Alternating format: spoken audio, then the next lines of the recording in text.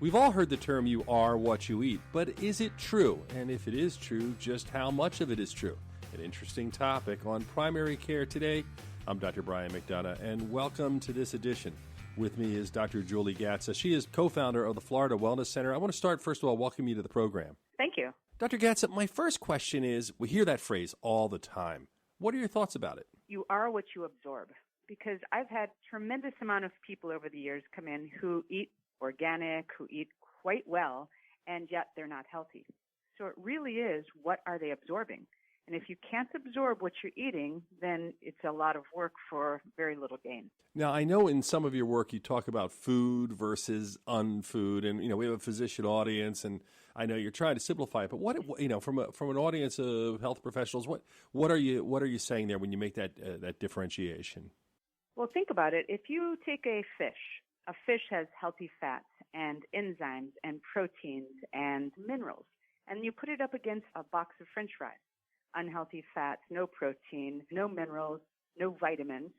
So what's actually happening is you're filling your body with mass, but you're not actually putting anything into the body that's valuable. And then on top of it, you must absorb what you put in, so those French fries don't have anything in the first place, and then you can't absorb it. And, one of the things I know we've looked at, oh my gosh, the last 25, 30 years talking about cholesterol and heart-healthy diets and those things, a lot of people have come out with products that are so-called low-calorie, no cholesterol, those things, but also a lot of products that really don't have much nutrition in them. It's hard for the consumer, isn't it? It certainly is. And, I always look at it from this point. I lecture to a lot of people, and often I talk about naturally fixing diabetes to elderly. And I say, would your grandparents be proud of your diet this week? And they all sheepishly look around and giggle as they're eating their pancakes and wherever they are. And the fact is, we are not eating the food that we were supposed to be eating that this planet actually offers. And we've changed it and altered it and packaged it and radiated it and done so much to it that it's just no wonder we're so sickly and we're not doing well. It's not real food that we're eating, so we're eating unfood. I'm Dr. Brian McDonough. My guest is Dr. Julie Gatza. We're talking about you are what you eat, or more importantly, you are what you absorb, in the entire concept. And how do we get this across to our patients? I mean, advertising is an amazing thing. From the time I know when I was a child, it was cereal commercials, frosted this, frosted that, the candies, the fast foods. And that was Saturday morning cartoons. And I don't think it lets up for any of us, and they target every age group. What do we do to try to get the right message out? Well, the first thing that I always have patients do is, one, they're coming to see me for a reason. They don't feel good. So if that's the case, then I always say they're responsible for how they feel. The first thing they have to do is they have to eat protein. And skip the cereal, skip the Pop-Tarts, skip all the weird breakfast foods that America decides that you should be eating, and start eating eggs and bacon and sausage and, skip the toast, eat the protein. For lunch, do the same thing. Dinner, do the same thing. Steamed vegetables are very, very commonly talked about as a good food, and it really is. But anything that comes from a package, a box, or a can, I always say to my patients, try this for 2 weeks, see how you feel. And they're amazed that the drugs that they're taking are not needed at all because they feel so much better. It's interesting you mentioned that. One of the things I always try to do with my patients, I always try to relate to them and talk about things that I might be doing wrong. I think largely that's helpful because people see everybody's human and we're all battling through these things. And one of the stories I've told recently, because it has been recent, is trying to cut back eating after dinner, eating at 10 o'clock at night. What can you do? And I was telling them it's ridiculous, but how I rediscovered how great it is just to eat an apple at 10 o'clock at night. Like, that's a really nice, healthy food, and you feel great. It satisfies maybe that little urge you have at the end of the day, but it's not like you're having peanut butter and crackers or cookies or gosh knows what that people eat at that time of night. It's exactly true. I do the same thing, and, I often use that as an example with my patients. A lot of times people are hungry because they're missing what they should be getting from the meal.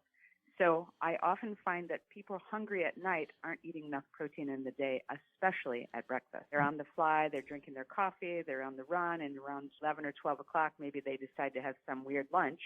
And of course they're hungry at the end of the night. So even a person with a weight problem is starving. They're malnourished and they're not getting what they need. So that hunger that you're feeling is often just the body's desire for the proper nutrition. I'm Dr. Brian McDonough. You're listening to Primary Care Today on ReachMD. My guest is Dr. Julie Gatza.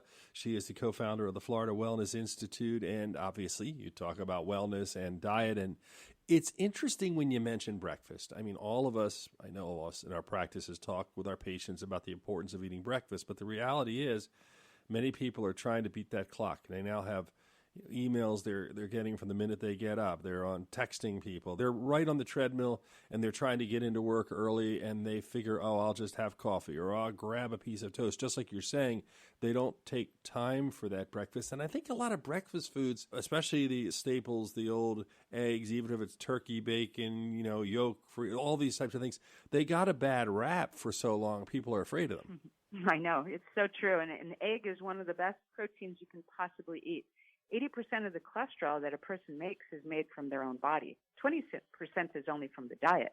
So even though eggs are high in cholesterol, I've put my high cholesterol patients on as many eggs as they actually want to eat, and their cholesterol come down when we change what the real fact of the problem is it's the extra junk stuff that they're putting, the carbs, the sugars, the coffees, and things that are toxifying the liver and keeping the liver from doing the job that it should. So when we tell a patient to eat a protein, an egg, a bacon, whatever, they must have the enzymes in the body to also be able to break those things down. Otherwise, it's also not being utilized properly. One of the interesting things, it's probably, we're talking 10 to 15 years ago, was the phenomenon of the South Beach diet, the carb-free diet, the low-sugar diet. All of those things really made a run, and a lot of people lost weight. Their cholesterol came down, but they weren't able to maintain that diet. They'd go 6 or 7 months on South Beach, let's say, and then they'd say, I had to get back to other things.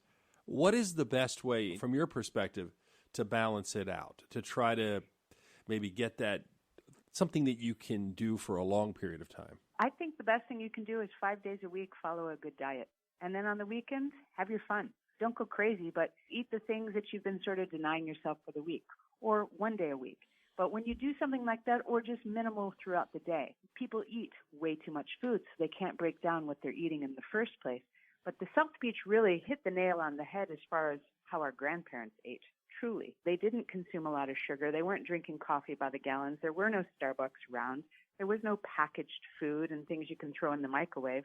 It was just basic food. It was protein and vegetables and fruits and bread, of course, but the bread has been altered in our country so widely that bread is no longer the grain our grandparents ate. Interesting points you're bringing up, and I agree with you in the sense that the diet has changed. One of the things people come to me, they say, listen, I'm trying to do this. And there's two groups again here as well. People who are doing quite well financially, and they're middle class, but they really can't go to organic or Whole Foods or places where the prices seem higher, and they find themselves caught. Or you have people who live in the city, especially in areas where it's more economically challenged, where they can't even get the fruits and vegetables. They're just not available.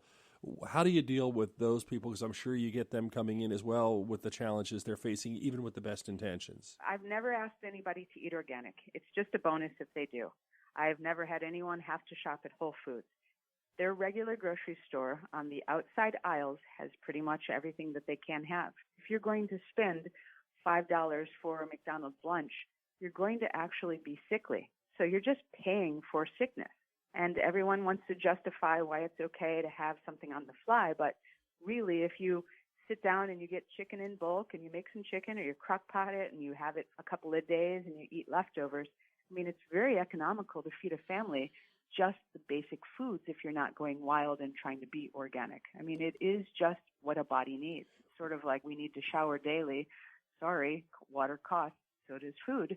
From the point of you're just going to be sickly if you're going to try to be cheaply eating. I know the millennials get hit for a lot of things, but one thing I've noticed in this group of patients is many will food prep.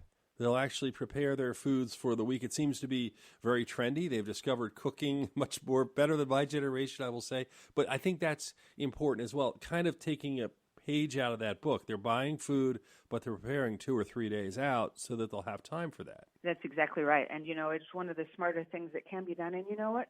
Our ancestors did the same. Whatever was made, they made a lot of it, and we ate it for a couple of days. My mom did that with 5 kids. Crock-pot cooking and soups, and make a chicken and then make the soup from the rest of that. There's so much value to it, and it's really not that expensive to cook. It may take 30 more minutes in your day to do it, but the fact is you're raising a healthy family. You're going to be feeding your body with correct nutrition and hopefully get the absorption that you need. One of the biggest things that I've seen is with the problem with absorption is people aren't making enough enzymes. And it's usually because of the fact that they haven't been eating correctly for years and they can't break down the food. So we always suggest that a patient takes a very high quality enzyme. We use something called Absorbaid, and it breaks down 70% more of the food per meal than you were getting if you didn't take it. What are some of the signs of enzyme deficiency? You name it. Pretty much digestion is the basis of all disease, digestive problems. So you can have all the gas and bloating and constipation and stomach pains and the indigestion. But then what you didn't know is you're also getting the fatigue and the weight gain, and you can't sleep and your hormones are imbalanced and you have skin problems.